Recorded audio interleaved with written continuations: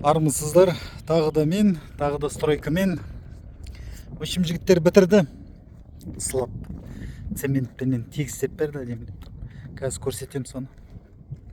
Бісміллә деп оны аяқпен кірейік. Бісміллә. Бүйтіп тұрып сылап кетті бәрін. Затеркілеп, әдемілеп. Мыналарды істеген жоқ, өйткені анандай кафель болғатын болғасын қатты затеркілеген жоқ.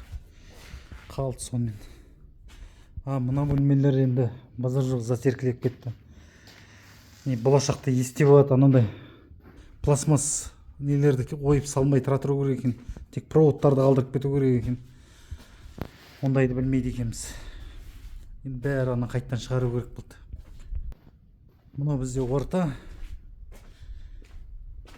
Мынау спальный.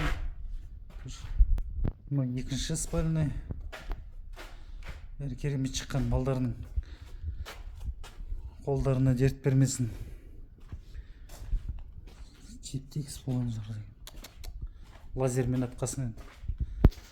Ағаштарын, орындағы ағаштарын бәрін алып тастады. Өшім айтқанда, жігіттер молодцы. Өзім риза болдым. 4 күнде ме қағып тастады. Сонымен осылай, әлді жалғасы бар. Амандықта.